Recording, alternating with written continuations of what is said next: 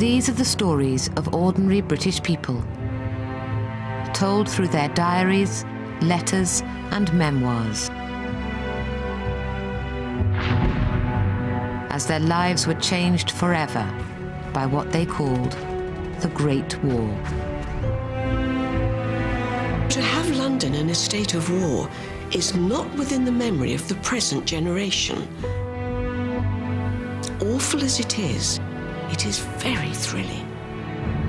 This was now a country under attack. It was now distinctly seen, a long black thing against the stars. War was changing Britain forever.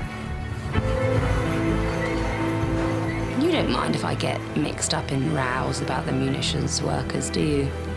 And if I do go to prison, well, it's all experience.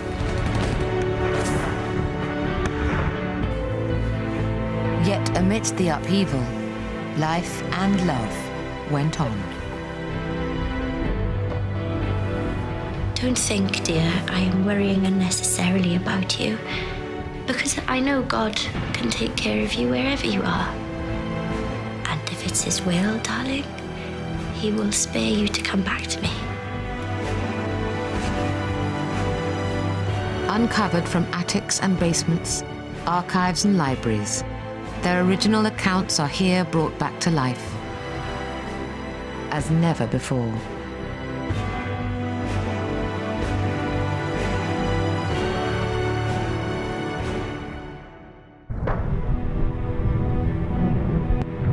(1915). As war entered its second year, the British and French armies were failing to drive back the Germans. The war had become a bloody stalemate, stretched out along the 500-mile line of trenches on the Western Front. Already, 180,000 British soldiers had been killed, wounded, or were missing. Whilst at home, people were coming to terms with being a nation at war. From the bustling cities to the grand estates and villages of the country, the Britain they had known, which had stood firm for generations, was beginning to change forever.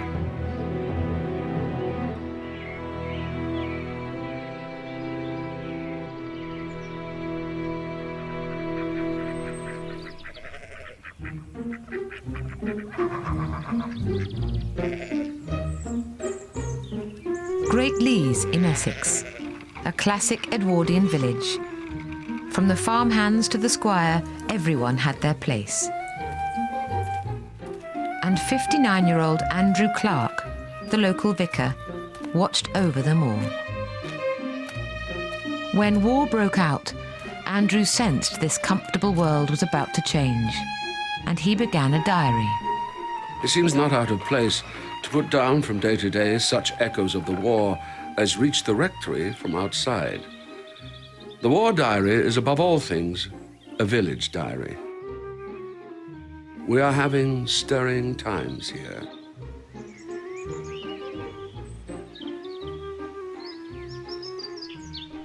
The nation was on alert, fearing the first invasion of Britain in centuries. Essex was particularly vulnerable. It was thought the Germans would land on the east coast. The men of Great Lees leapt into action. A special police force was set up to keep a vigilant lookout for the enemy. A meeting to enroll special constables. There were 40 persons present, including all the farmers not too old to serve. A specially onerous but most important duty incumbent both on citizens and police is that of watching spies. The main duty will be to protect all roads and especially the abutments of bridges, telegraph posts and the like. The Germans did not arrive in Essex, but the British Army did. Training camps were established in villages and towns across Britain to accommodate new recruits, and communities were turned upside down. That night, the Montgomery Yeomanry arrived. 500 horses picketed on the common.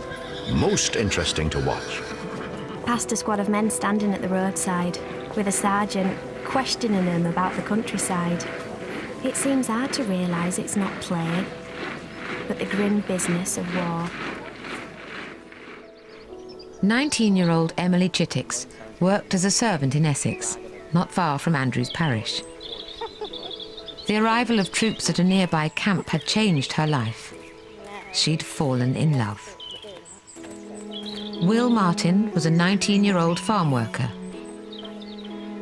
He'd enlisted in the first months of war and left behind a quiet life in Cornwall. Now he was making the most of his first trip away from home. Oh, you restless boy. Coming out of camp when you ought not to. I'm afraid I shall have to severely reprimand you when you come home again. Sometimes it seems too good to be true that one day I shall have a home of my own and a dear good man like you to love and be loved by. I often wonder, dear, what the future really holds for us. I wonder where we shall live and all sorts of different things, don't you, dear? I think it's wonderful how we came together, dear. The more I think of it, the more wonderful it seems. I don't see any reason why we should not be happy together, dear. For as long as we've known each other, we've always agreed together. You are already mapping out the future in your imagination. And I must own that my thoughts have corresponded with yours on more than one occasion. A world away from rural Essex was 23-year-old Helen Bentwich. Born into a wealthy banking family, Helen grew up in London's high society. She was frustrated by the fact that, as a rich woman, she hadn't yet shared in the excitement of the war. My brother Ellis has been up to London today for his first drill. He's joined the old public school boys' force and is going into camp next week. Now he's going, it makes me wilder than ever at being a girl. I'm just existing as a useless female at present. There's nothing definite for us women to do.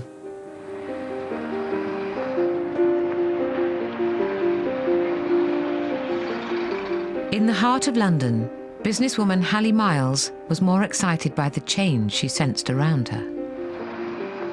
It is like an altogether new London. The whole condition of things is so strange to us all.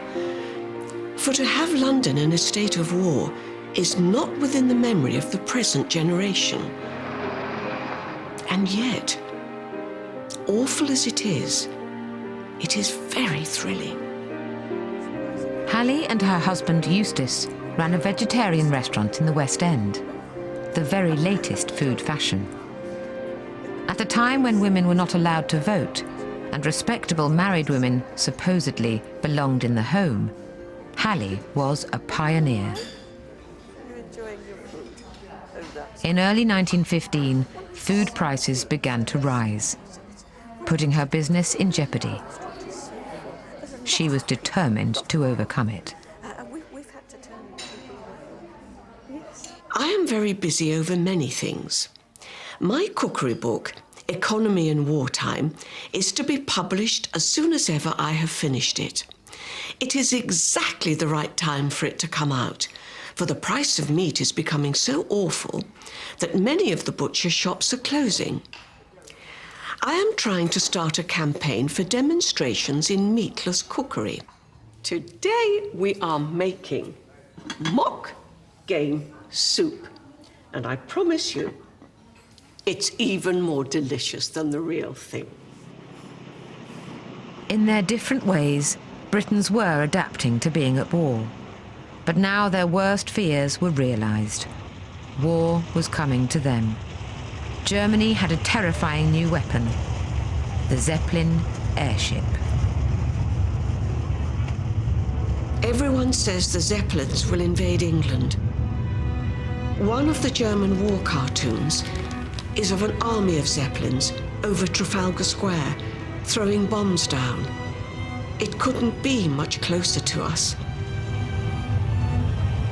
It makes one's heart stand still to think of all that may be going to happen to our beloved England.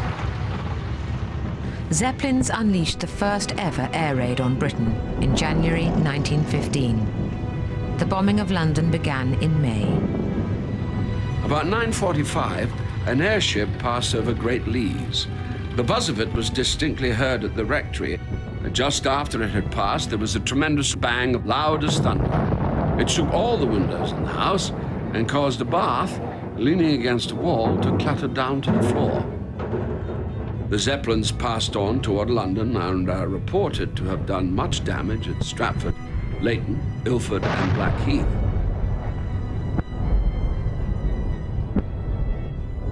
In her townhouse in West London, Helen learnt of the air raids on the other side of the city. Father has brought in news of the Zeppelins. It was not allowed in the papers. Many bombs were dropped all round Whitechapel and Shoreditch. London's taking it all as a matter of course. We are a funny people.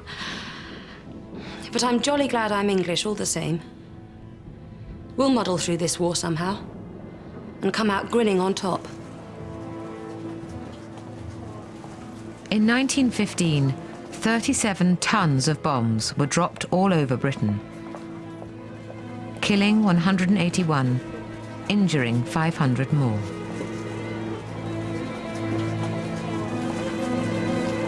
It set the place on fire.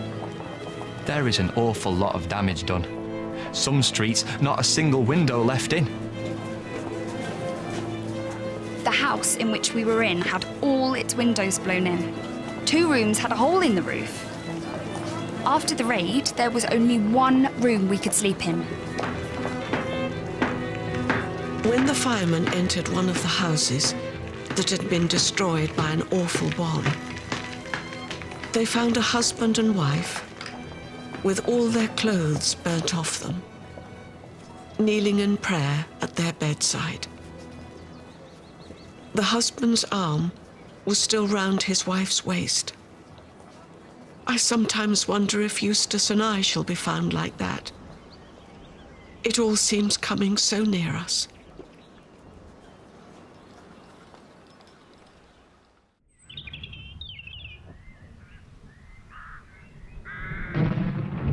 Summer 1915. The war had lasted longer than Britons had imagined, and still there was no end in sight. The conflict had escalated. Britain was now fighting in the Middle East and Africa, as well as in France and Belgium.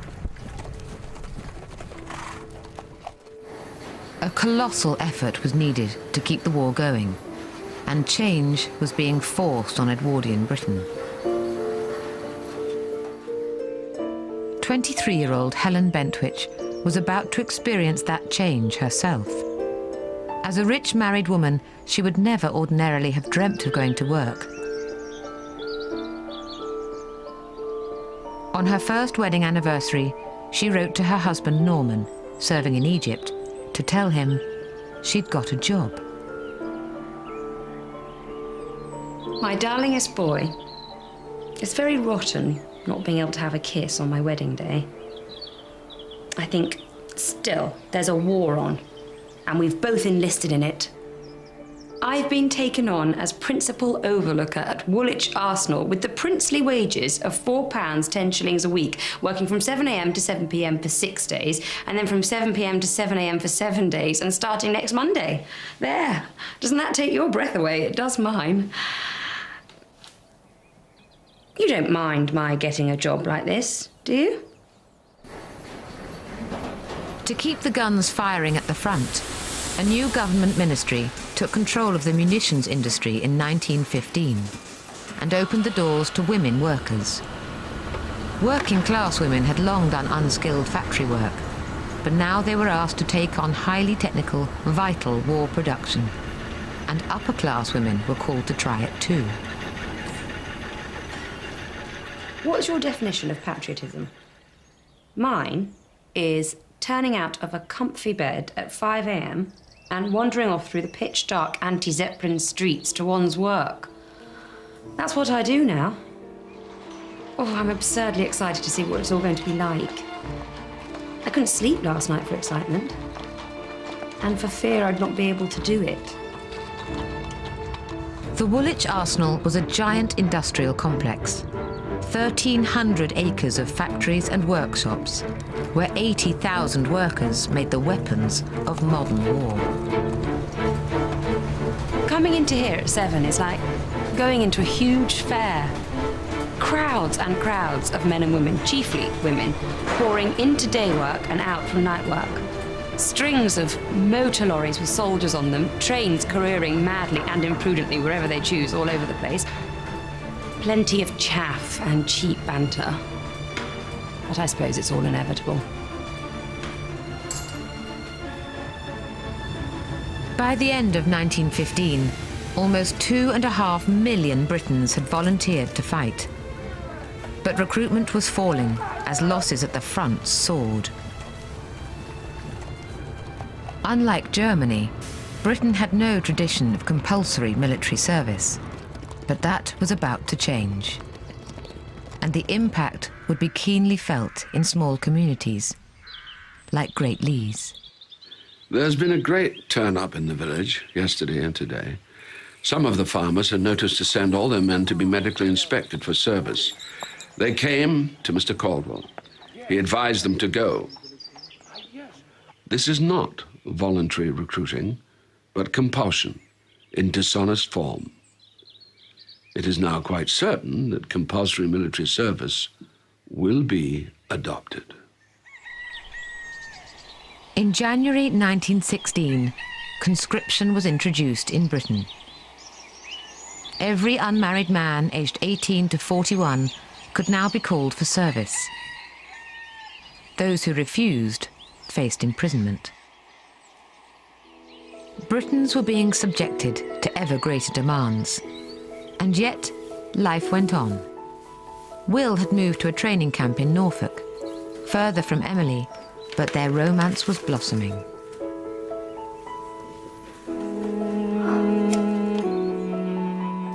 My darling Will, how can I thank you enough for my dear little ring? Oh, I'm so delighted with it, dear. I only wish that you were here to put it on for me. Fits nicely, dear. Looks ever so neat and nice on my finger. I don't care who knows that I love you, dear. I feel a very happy and proud girl because you love me. I say, dear, when you get a chance, you might write to Dad, will you? Oh, I'm sure he'd love to hear from you. And you might mention our engagement, dear. I am so glad that I met you, dear. I couldn't possibly do without you now, dear. I will write to your father, dear, as soon as I can. I thought about it last week, but I hope you forgive me, dear, when I say I couldn't summon up the courage. Oh, my dear Will. I do wish that I was with you. I do so long for my dear boy to come back. But never mind, darling. It's not so very long now to wait until Christmas.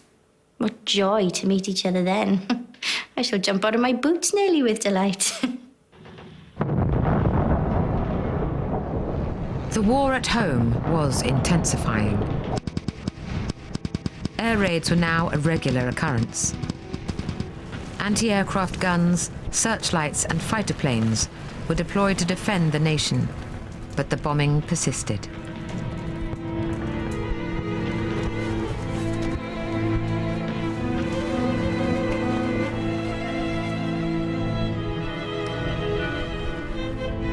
I can hardly believe all the solemn and dreadful happenings.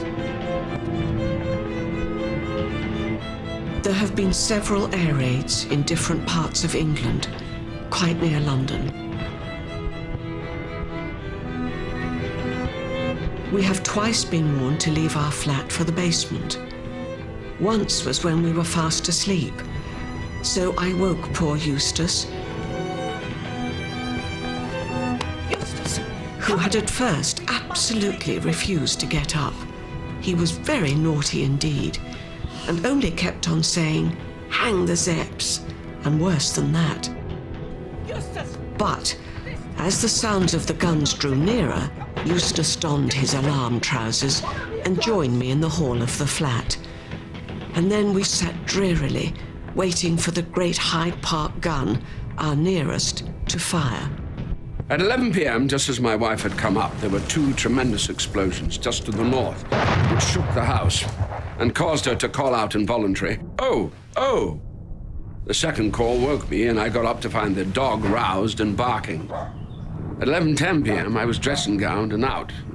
It was a starlit night, slightly foggy. By this time, the Zeppelin was roaring like a railway somewhere nearby, apparently somewhere over the rectory stables. I tried every way to locate it against the stars, but did not succeed. Then the noise began to be louder and louder as the machine began to move from over the stable yardway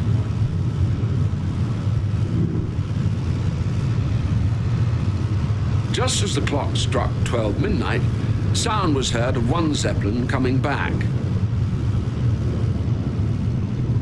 It was now distinctly seen, a long black thing against the stars.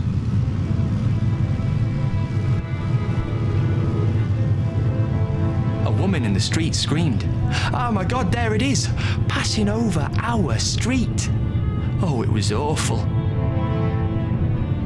We were scared. We just stood in the kitchen, not daring to breathe, and heard the whirring noise go right over our heads.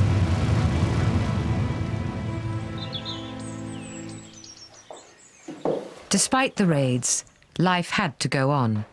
Emily was making plans. By the way, dear, I suppose you were still thinking of going to Cornwall for Christmas. Well, don't you think, dear, it would be wise if you were to write and try to make some arrangements with your aunt very soon and not leave it till the last? Have you heard from her lately? What does she think of you having a young lady, dear? I only hope, dear, she will approve of me for your sake. Oh, I should love to come and see her with you at Christmas. I do hope nothing will stand in our way. Although, dear, as long as I can be where you are, I shall be happy wherever it is. Of course, dear, I intend to take you to Cornwall when I go. I don't think you're presumptuous. You are a foreseeing little girl, and how could my aunt help liking you? There is nothing high class to expect, dear. They are simply plain country people like ourselves. There will be nothing to stand in our way, darling. By the way, dear, they asked for volunteers to go to Devonport to train with the 3rd Devons as infantry, and of course to go across eventually. I have volunteered for it. I hung back until nearly last, dear. I am sure you are worrying yourself, but there is no need for it. I am disappointed about having to come so far away from my little girl. But I didn't have the heart to stay behind, and all my chums volunteered. All my schoolmates, dear. But, dear, wherever I go, I shall always stay the same. From your loving sweetheart, Will. 2nd of December, 1916. Chittix, Heronsport, Brentwood. Leaving Devonport tomorrow on draft. Will. We left Devonport at 9:30 this morning, and we don't know where we are going. It was a bit hurried, dear. I am disappointed too, for I so hoped to have taken you to Cornwall at Christmas. I will conclude with fondest love from your loving sweetheart, Will.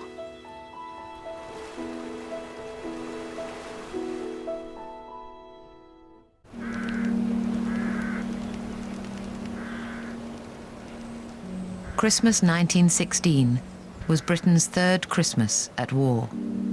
Few had dreamt the conflict would last so long, or that it would change their lives so profoundly. Joyful and triumphant, O come. Andrew Clark was coping with the devastation in his village. 9 young men had already been killed. Monday, 25th of December, cold, dreary day. Snow is rushing into water. Naturally, there was the smallest Christmas morning congregation I've ever had here. So many of our lads have been killed, and very often the parents die of broken hearts. In one family of farmers who we liked very much, the sons have been killed, the mother died a week after, and the father 12 hours after her, leaving some daughters all alone. 4 days is a wee bit of a holiday, really, isn't it? And to go back to work again with nothing to look forward to but months of work, day and night. Oh, Lord, what a world. This morning, everything was white with snow and had a proper Christmas look. But it's been thawing all day. I smoked too many cigarettes. I couldn't eat any tea, which was sad because there was a new cake, a great thing these days. Wednesday, I go back to the old grind again. Oh, damn. My dearest Emily, it has been a rather strange Christmas for us, dear. But still, I think all the boys are happy. There was a small bit of pudding for dinner, and also some beer and rum. I didn't have any of the latter two. I could just fancy you today, sweetheart, wondering what I'm up to, what sort of time I'm having. Well, sweetheart, I hope you've had a good Christmas. I dare say you had a busy time. We are having a concert here tonight in the Church Army Hut. We've got no piano, but we are making the best we can out of it. Things are very quiet, but the roads are very rough and there's plenty of mud and water. What looks familiar out here is the London motor buses conveying troops from place to place. My dearest Will, I've had some unpleasant dreams, dear, about you. One in particular, dear. I dreamt, dear, that you were home with me, but you'd ceased to love me and treated me as cold as ice. I don't know why I dream such silly things. I wish I didn't, because I know you do love me. January 1917. Will was just behind the Somme battlefields, the scene of terrible bloodshed a few months earlier. Now the men endured the winter and waited for the fighting to begin again. I've been doing some trench digging lately. Quite a change from drill. And we are still training. We are not trained yet. I expect we shall be someday. The workers at home would share the burden of a 4th year of war. Helen wrote to her husband of her growing anger at working conditions in the factory. My dearest boy, I am again in bed after finishing off my week's night work. Sometimes, when I see some of the poor devils there and listen to their talk and realize all they have to put up with, I wonder if I'll ever have the face to grumble at anything again. I've been thinking lately, I don't know how I'll get on when the war's over and I've got to stop working hard. I feel that it will always haunt me, all through my life. The misery of those who slave day and night so that others may be wealthy. In the workshop, everything is done with such monotony and regularity that nothing human can come into it. It has completely spoiled my hands. They are hard and rough now, but it's some satisfaction to know I am helping to blow the blight off Europe. The ether in the cordite affects the girls. It gives some headaches, hysteria, even fits. We sometimes have 30 girls overcome in one way or another. Helen took a bold step. The society girl joined a trade union. It was risky. Union activity was tightly controlled in wartime. I composed a long letter to my union secretary this morning. I've got my union badge, a shield, and to fight, to struggle, to right the wrong. I think it's perfectly topping to have and makes me simply wild to fight. You don't mind if I get mixed up in rows and things about the munitions workers, do you? It's all in a good cause. And I've got better opportunities than anybody else. They can't shoot me. And if I do go to prison, well, it's all experience.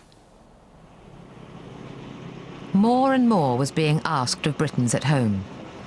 In early 1917, German submarines were targeting ships bringing food to Britain, an attempt to starve her into surrender. To control the threat, the government introduced regulations on food consumption. The number of courses people could eat in public was limited. Feeding pigeons was forbidden. And most significantly for ordinary Britons, voluntary rationing was introduced. The food laws seem fairly wise, but they will tackle the wrong end.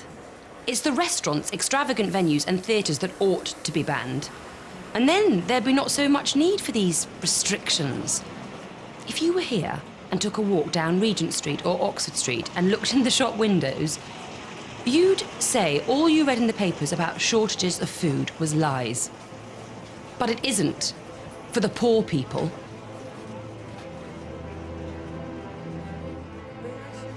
Restrictions on food could have spelled disaster for Halley's business. Against all odds, she survived by turning them to her advantage. Now that the food controller has limited people in their meals, especially in meat, the EM restaurant is absolutely packed for lunches. My little cookery book is selling well. It is just going to have a 3rd edition. To show how keen people are on the meatless food question, I wrote a letter to the papers offering to send a small leaflet with meatless recipes to anyone who sent me a stamped addressed envelope. In response to this, I received over 3,000 letters. Brown bread's pudding, economical. Soak stale brown bread crusts for 20 minutes in water and drain through a wire sieve, and you will have the most delicious pudding.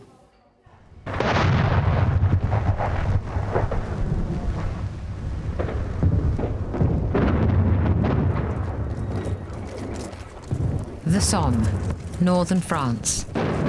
Will has had his first taste of the front lines.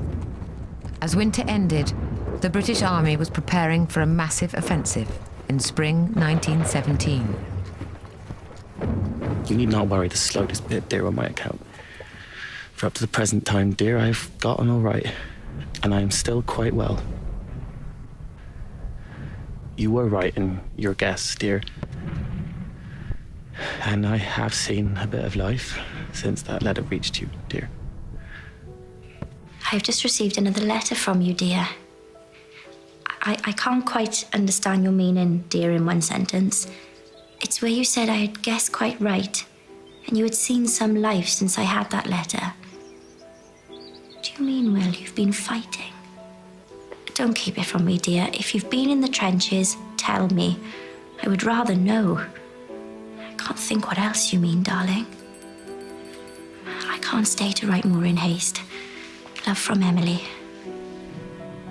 I dare say, sweetheart, you have been wondering why I have not written. But I dare say you will understand why I have not written. And I dare say there will be more occasions, dear, when I shall not be able to write for a few days. The British Army's plans were about to throw Will Martin deeper into war.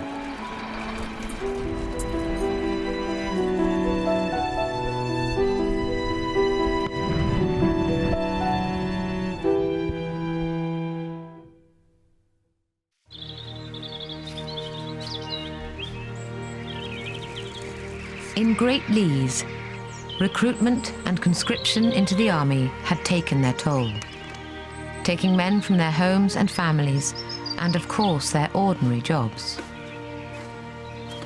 Andrew Clark watched the old order of the village disintegrate around him. Major James Caldwell called. Agricultural labourers assure Mr. Caldwell that few of the young men who've been taken off the land will come back to work on the land again. They are certain, they say, that their sons will not. Since my man was called up, I've had to do all the outdoor work. In these months, I have smoked, in each week, more cigarettes than I used to do in any whole year before the war. In Great Lees alone, 19 men never came home. Pack up your troubles in your old kit bag and smile, smile, smile. In industrial London, Helen saw lives broken by the war machine. Pack up your troubles. That's one the boys sing on the night shifts, and very useful it is at times. I like my job, mostly, so don't think I'm not happy because some of the things I'm going to tell you. The factory was simply fogged up with bad air. One old cobbler collapsed by his machine and they carried him out. 3 or 4 girls fainted. And then at 5 in the morning, we heard that some poor devil just couldn't stand it any longer. He ran outside with one of his tools and, trying it first on his hand and arm to see if it was sharp enough, he then cut his throat for 5 inches. And when he was found, he was still alive. The horrid callousness of it all. Worst of all, to be told that that was nothing very new, and that there are many cases of suicide each week. It's all so terrible and unnecessary, and nobody cares about the individual. It's just a vast, crushing war machine.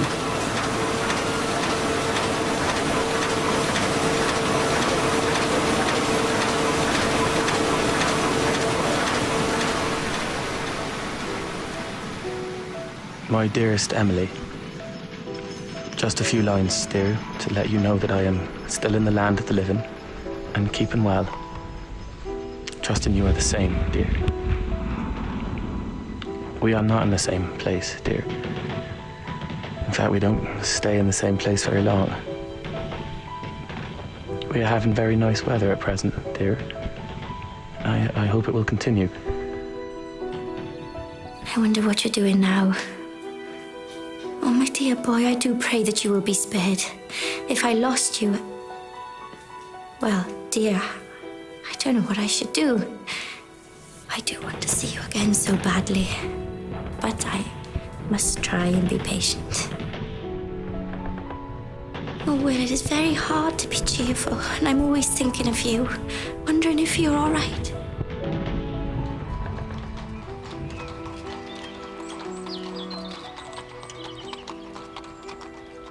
Spring 1917. After almost a year's work at the arsenal, Helen wrote to her husband with surprising news. My darlingest boy, I've disgraced you hopelessly and enormously, and you'll have to be jolly well ashamed of me.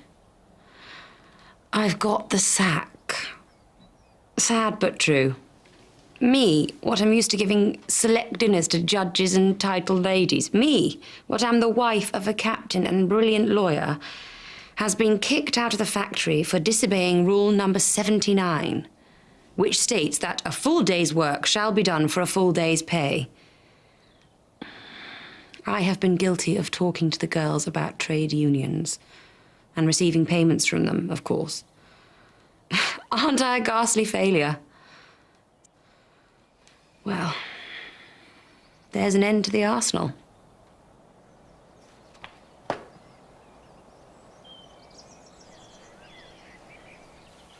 Rumours of the planned offensive in France had reached Britons at home. Emily was awaiting news from Will.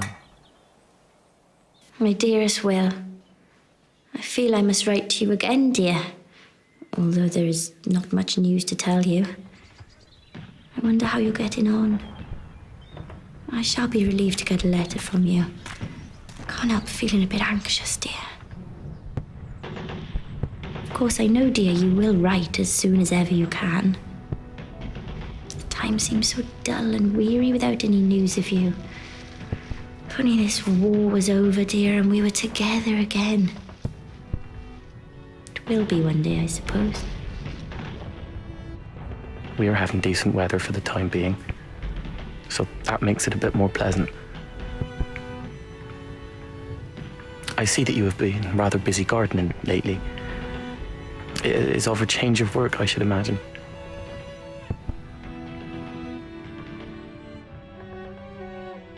Well, dear, news is scarce as usual, so I scarcely know what to write. Well, sweetheart, I must now conclude. Give my love to Mother and Father. Fondest love and kisses from your loving sweetheart, Will.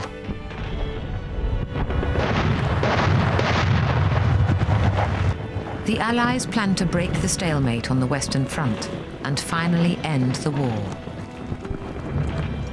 But their plans were thrown into chaos. The German army pulled back, and British troops, including Will, were forced into pursuit.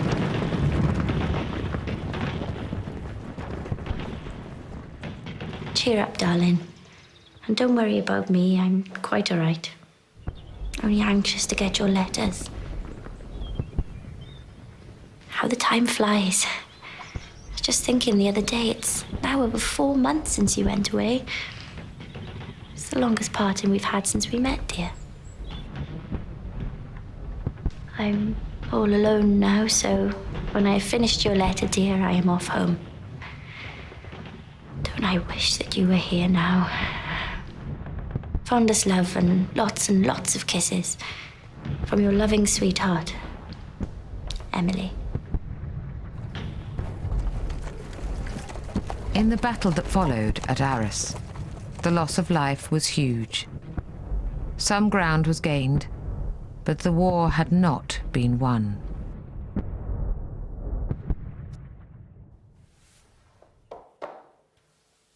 Don't think, dear, I am worrying unnecessarily about you, because I know God can take care of you wherever you are. And if it's His will, darling, He will spare you to come back to me.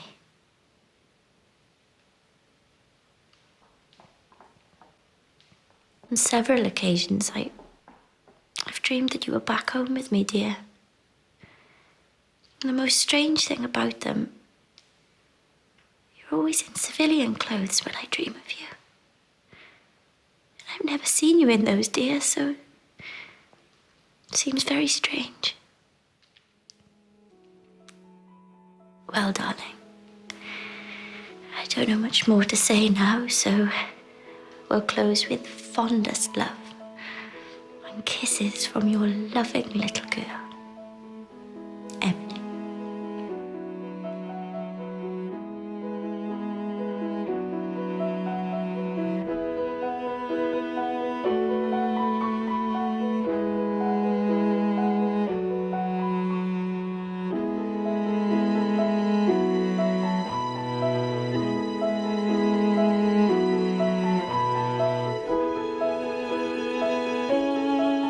Dear Miss Chittix, I regret deeply to have to inform you that Private W.J. Martin was killed on the afternoon of Tuesday, March 27th, while in the performance of his duty in the front line.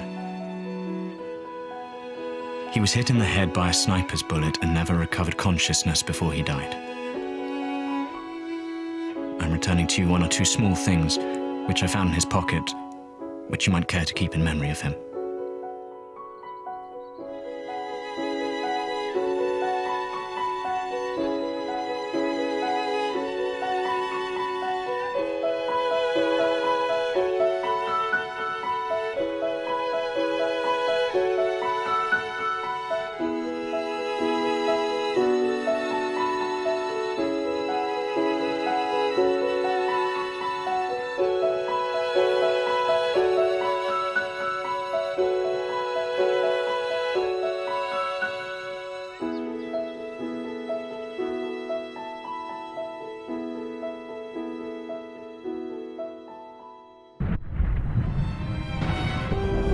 forest, a dead soldier is a sight that is practically photographed on my brain. How horrible this is. But I see nothing but ghosts. I collapsed with the misery of you in the battle. We have at last realised that woman is an animal with 2 legs. And we have a vote, too. The whole outlook is new. The whole world seems new since the war. You can read more about the people featured in the programme in the book of the series, The Great War, The People's Story, out now in all good bookshops. Tomorrow at 9, more stories of relatives thought lost forever, reunited, long-lost family. And on Wednesday at 9, another lesson from history. Leslie Joseph researches her family's past in Secrets from the Asylum. Next tonight, the ITV News.